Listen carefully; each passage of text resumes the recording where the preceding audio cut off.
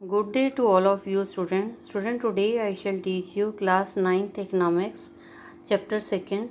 Name of the chapter is people as resource and it's a part 4th of this chapter. Student, our part 4th start from here. Due to historical and cultural reason, there is a division of labor between men and women in the family. Student, due to historical and cultural reason, कुछ हमारे क्या है historical है, कुछ cultural reason है, जिसकी वजह से क्या है there is a division of labour between man and women. कहते हमारे जो काम होता है, लेबर होती है, उसमें जो है मैन और वुमेन में जो है उनकी लेबर में जो है डिवीज़न होता है परिवारों के अंदर। Women generally look after domestic course. Women अक्सर क्या करती हैं स्टूडेंट, डोमेस्टिक कोर्स करती हैं, घर में काम करती हैं। And man work in the fields, और मैन जो है बाहर काम करने के लिए जाते हैं। लेडीज़ क्या करती हैं, घर पे काम करती हैं, और आदमी जो है बाहर जाते हैं फील्ड में काम करने के लिए, पैसा कमाने के लिए। Suckles mother Sheila कुक्स food. सकल की जो मदर थी वो घर पे खाना बनाती थी, क्लीन यूटेंसिल बर्तन धोती थी, वॉशेस क्लोथ कपड़े धोती थी, क्लीन्स द हाउस घर को साफ करती थी, and look after her children और अपने बच्चों का ध्यान भी करती थी।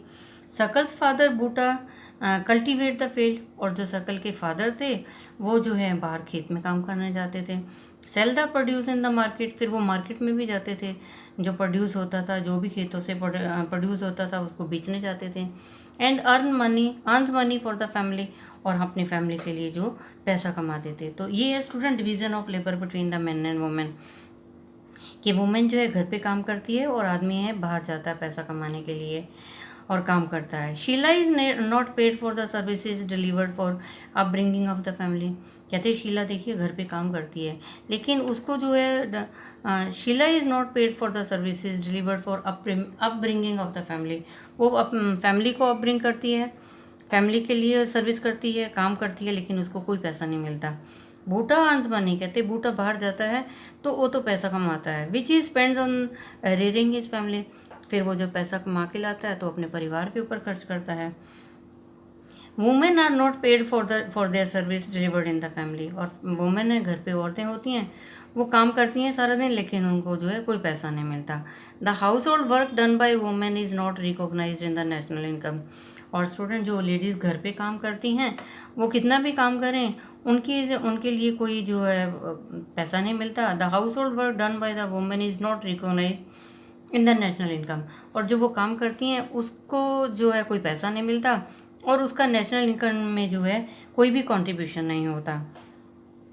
गीता मदर ऑफ विलास, और कहते हैं दूसरी साइड हम क्या देखते हैं, गीता जो है मदर ऑफ विलास, विला की माँ जो गीता थी, earned an income by selling fish, और वो क्या करती थी स्टूडेंट, मछलियाँ बेचती थी, पैसा कमा के लाती थी। 10 women are paid for their work, और जब वुमेन बाहर जाती है काम करने के लिए तो उसको पैसा मिलता है।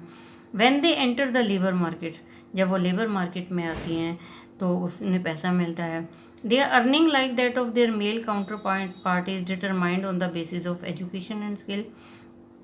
और स्टूडेंट, जो उनकी अर्निंग होती है, अगर लेडीज़ बाहर कमाने के लिए जाते हैं तो their earning like that of their male counterpart, जैसे कहते हैं लेडीज़ बाहर काम करने के लिए जाती हैं और आदमी भी बाहर जाते हैं, तो जिस तरह से आदमियों की सैलरी को जो है फिक्स किया जाता है, ऐसे लेडीज़ की जो भी वेजेस है उसको भी फिक्स किया जाता है, डिटरमाइन किया जाता है कि उनकी बेसिस ऑफ एजुकेशन कितनी है, उनमें स्किल कितनी है, तो उस बेस पे जो है उनको जो है अपॉइंट किया जाता है और उनको जो है सैलरी दी जाती है।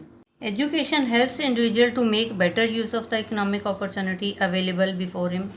कहते हैं अगर एजुकेशन होती है तो वो एक इस इंडिविजुअल को, एक व्यक्ति को जो हेल्प करती है, जो पढ़ा लिखा व्यक्ति है उसको हेल्प करती है कि better use of the economic opportunities, उसको जो है इकोनॉमिक अपॉर्चुनिटीज़ अच्छे मिल जाती हैं, उसको जो है इकोनॉमिक जो है अपने आर्थिक स्थिति के लिए, पैसा कमाने के लिए जो है उसको अच्छे जो है अपॉर्चुनिटी मिल जाती है, बेटर यूज़ कर लेता है अपनी एजुकेशन का। Available before him, education and skill are the major determinant of the earning of any individual in the market. कहते हैं ये दो हैं स्टूडेंट, एजुकेशन और स्किल।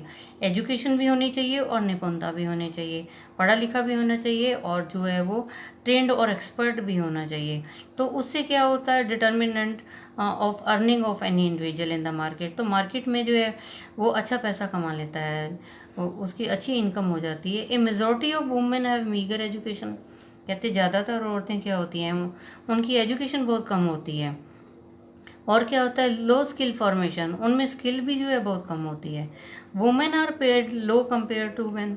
और कहते हैं आप, हमारे समाज में क्या होता है, हम ये देखते हैं स्टूडेंट, जो वुमेन होती हैं उनकी कम सैलरी होती है और जो जेंट्स होते हैं उनकी ज़्यादा होती है। Most women work where job security is not there.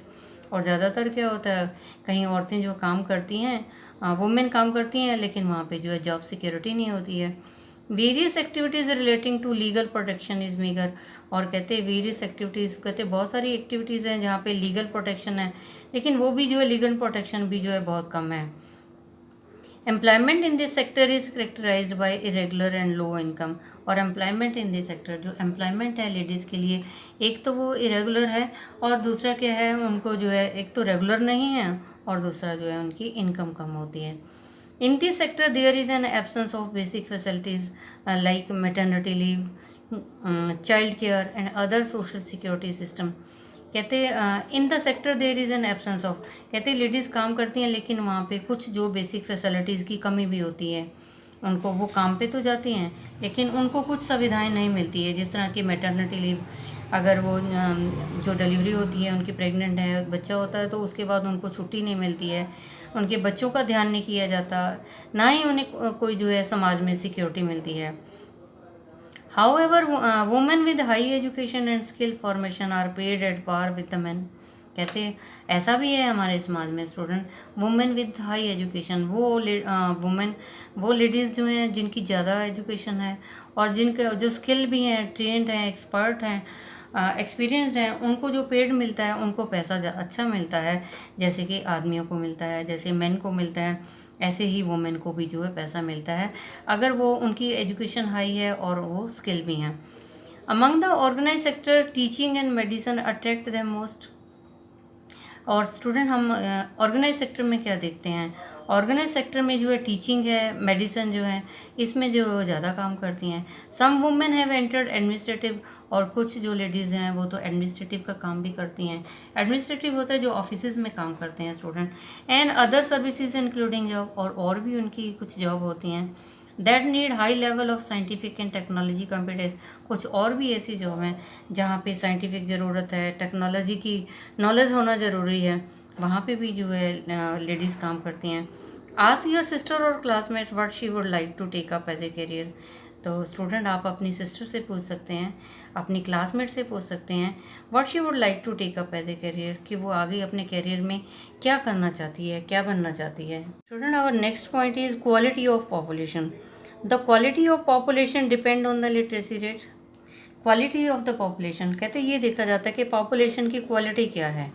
तो पॉपुलेशन की जो क्वालिटी किस पे डिपेंड करती है, कि लिटरेसी रेट क्या है, हेल्थ ऑफ पर्सन क्या है, इंडिकेटेड बाय लाइफ एक्सपेक्टेंसी क्या है, स्किल फॉर्मेशन क्या है, acquired by the people of the country.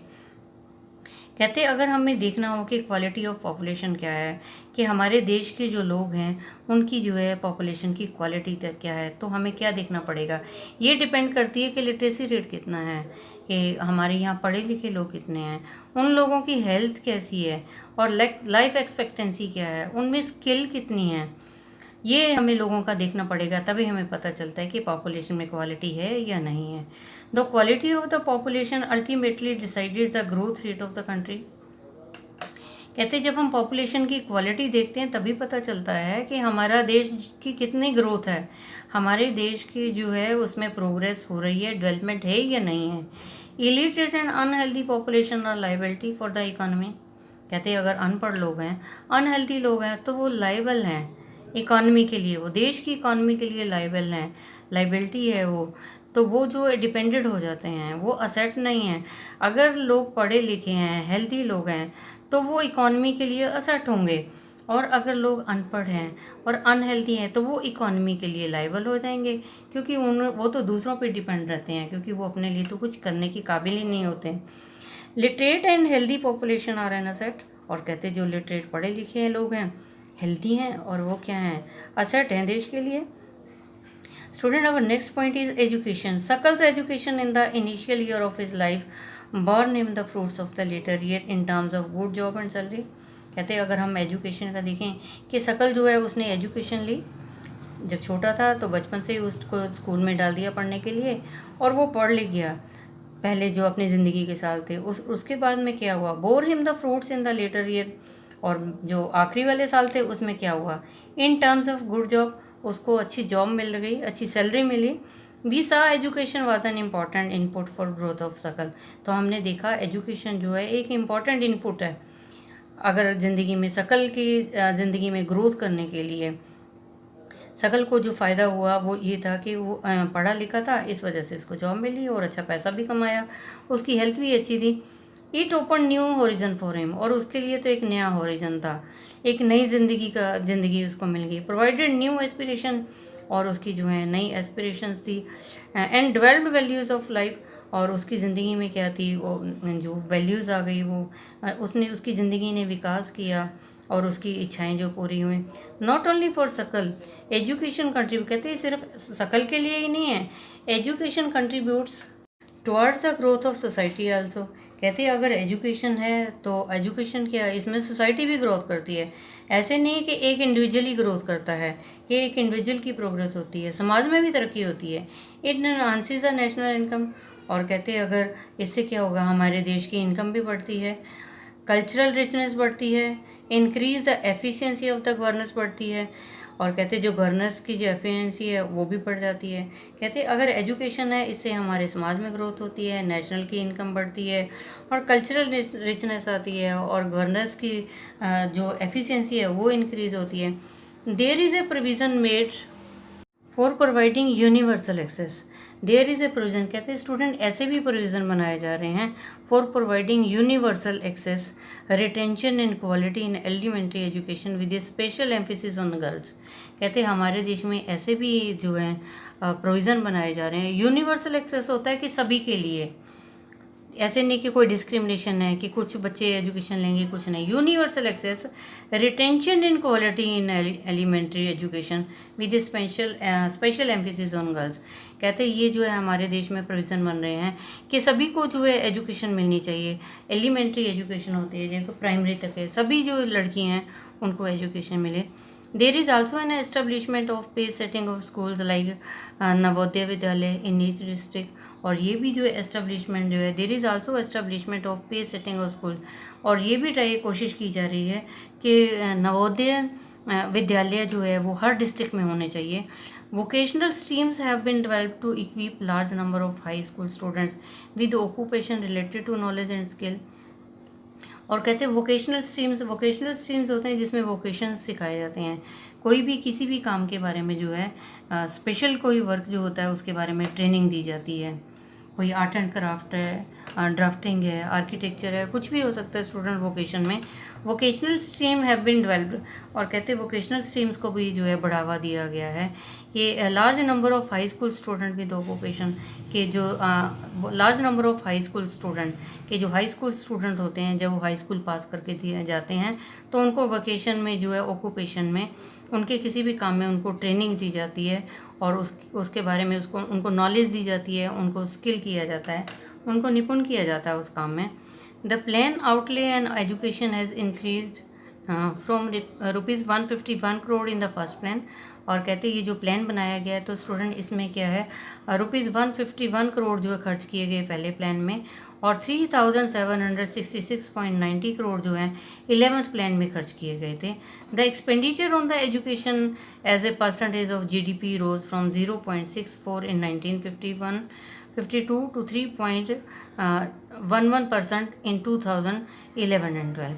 The expenditure कहते खर्च किया गया है education as a percentage of GDP। कहते GDP के परसेंटेज में देखा जाए तो हमने ये देखा कि एजुकेशन के ऊपर जो है खर्च किया गया है वो जो है उस रोज़ हुआ है खर्च को बढ़ाया ही है, और 0.64% जो है 1951-52 में खर्च हुआ था, और 3.11% जो है वो जो है 2011-12 में जो है खर्च किया गया था। Student it's a graph 2.1 literacy rates in India, ये हम ग्राफ में दे सकते हैं। स्टूडेंट 1951 1961 इसे लेके 2011 तक जो है 10 ईयर का गैप है, इसमें जो हम लिटरेसी रेट को देख सकते हैं। यह है पर्सन मेल फीमेल, और ये है पर्सन मेल और फीमेल 1951 में 1961 में। So you can see this graph and student you can see the level of the education. In 1951 and 2011 कि 1951 में देखिए हमारा जो है एजुकेशन लेवल क्या था और 2011 में एजुकेशन क्या है। देखिए ये है पर्सनस है, यहाँ पे 1951 में क्या है 30% से कम है, और यहाँ पे देखिए 2011 में क्या है ये मोर देन 70 है। और यहाँ मेल देखेंगे तो मेल जो है 1951 में 20 है, और यहाँ पे अगर मेल हम देखेंगे तो मेल है हमारे मोर देन 80 है, और अगर फीमेल हम देखेंगे तो ये 10 पे है। और यहाँ पे अगर हम देखते हैं 2011 में तो एजुकेशन जो है गर्ल्स की जो है मोर देन 60 है। Student I have taught you part 4th of this chapter, rest of the thing I shall tell you in the next education video. I think you might have understood. You tell it to other students so that they can also understand this chapter. And students, stay safe, stay at home, obey your parents. Thank you. Have a nice day. God bless you all.